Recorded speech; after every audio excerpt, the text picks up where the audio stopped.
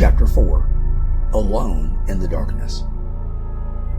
I squint and then open my eyes as wide as I can, straining until it feels as though the flesh will rip apart from being so taut. I can't see anything. Then I close my eyes, tight, so tight my cheeks and forehead ache. I open them again and try to force myself to see something, even to imagine I see something. But there is no difference between my eyes being closed or open and alert, because I am always alert and I am always in darkness. I know this darkness is unlike any I have ever experienced. This is not even the darkness I would see if I were trapped in the bowels of the earth, so deep sunlight could never reach my eyes. And then, as a final insult, a covering was placed over my head, making the lack of light completely complete. If only it was just that dark here. It is so dark. Claustrophobically dark. Too dark. Unnaturally dark. Fear engulfs me. I can't breathe. Is someone watching me? Can anyone see my sadness? Are they taking pleasure or pity, knowing that I'm thrashing about? Are they delighting or weeping because of my terror? Please, tell me someone can see me. Please? But no, I am alone. All alone. Completely, irrevocably, entirely, fully alone in absolute, utter darkness. Here where I exist and breathe and hunger and thirst and groan and cry and thrash about. It is dark beyond darkness and so lonely the silence echoes, broken only by noises I make. But even these noises don't echo. They die off as soon as they are made. Anything, anywhere, any place but here. Please set me free. Please. I don't even have the barest hope I'll be able to escape from a fraction of a moment of my torment, because it is mine and mine alone to suffer. Alone. Is that the worst part of being in utter darkness? The boxed-in feeling, even when there are no edges to my cell? Or is it the feeling of suffocating, of being crushed every second of every second? Even though there's nothing for me to struggle against, nothing I can grasp, nothing to give myself a glimmer of hope that I can be set free.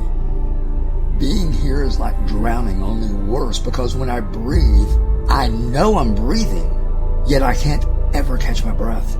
Every mouthful of air I swallow rattles down my throat, and it burns, causing me to choke and gag and beat my chest in a futile attempt to breathe. My mind tells me I have no air. My body squirms and wrenches and flails about. I cry out in desperation, knowing I'll never be able to feel as though I'm not trapped.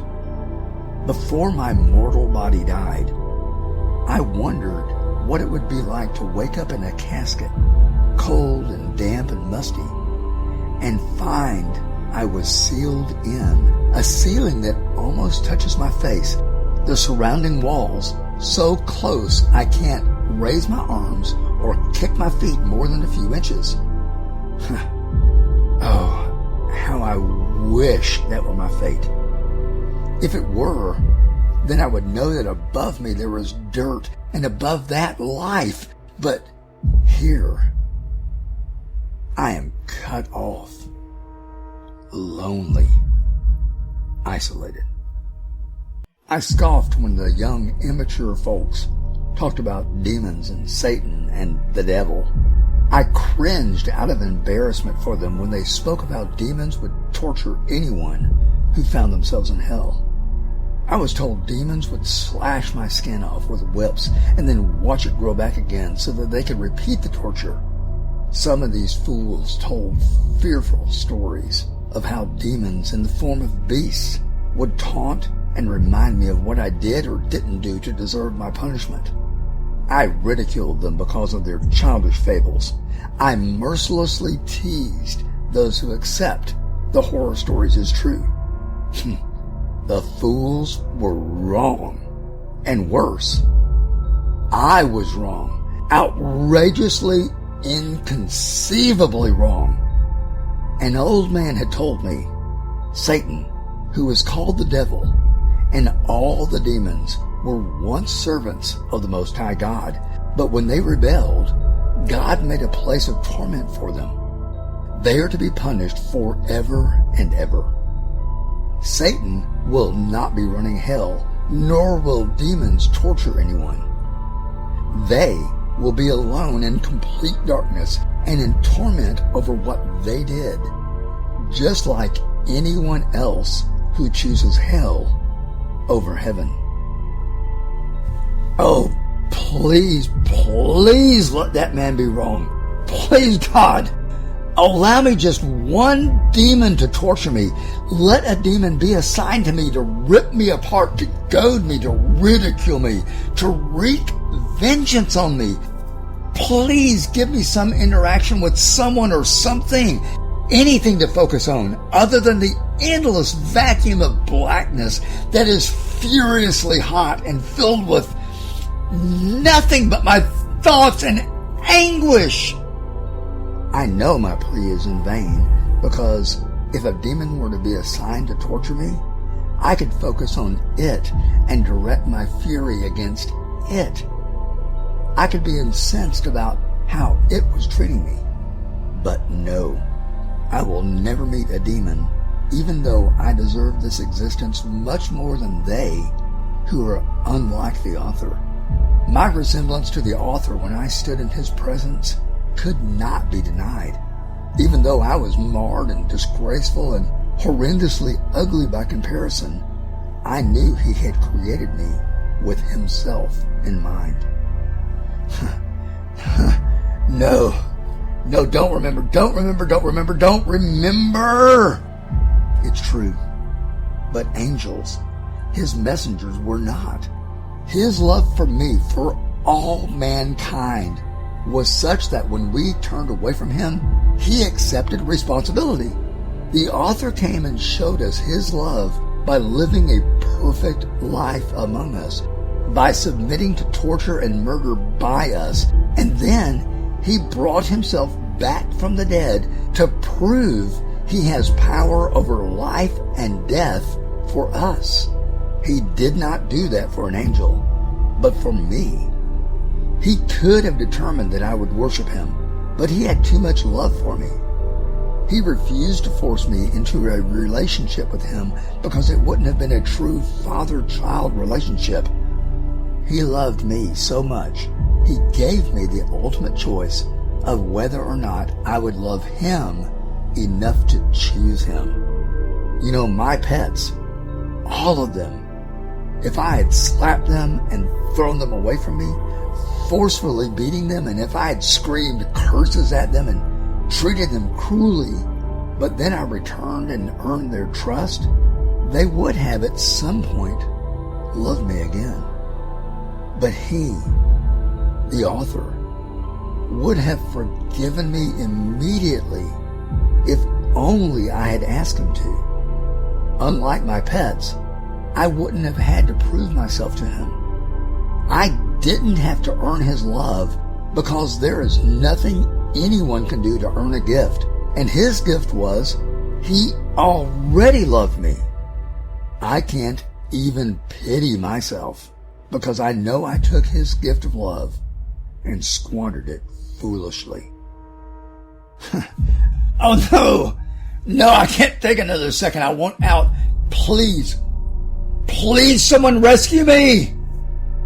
Even as I scream, I am jarred by the memory of my mother and my dad and my friends and others who cared for me. Mama prayed for me. She loved me. Does she still love me?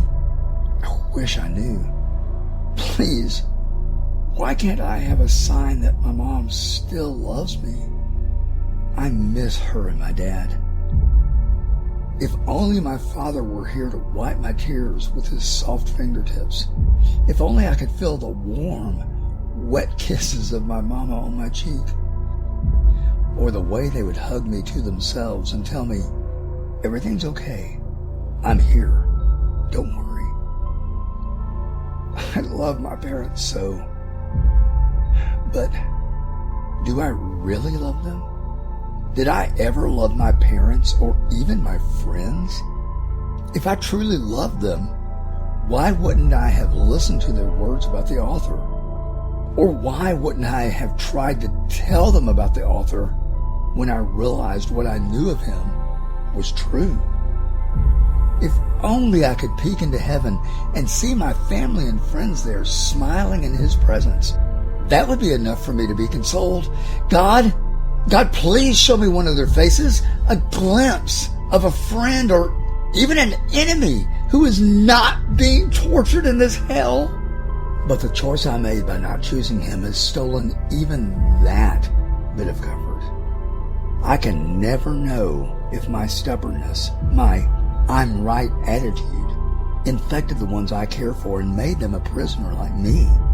If I could only tell my family one thing, I would tell them to trust the author, the Jew, the one who lived and died and lives forevermore, the Alpha and Omega, the one called the Word and Counselor and Jesus. I would ask them to confidently rely on him because he tells the truth about everything. Dad, please tell me you love me. Just once more, Papa. Mama, please. I just want one more hug. Just a brief embrace before I disappear into this never-ending, terrifying gloom. Oh, God. Please, no more, please. But God doesn't respond. The omnipresent one has kept his promise and put me away even from himself.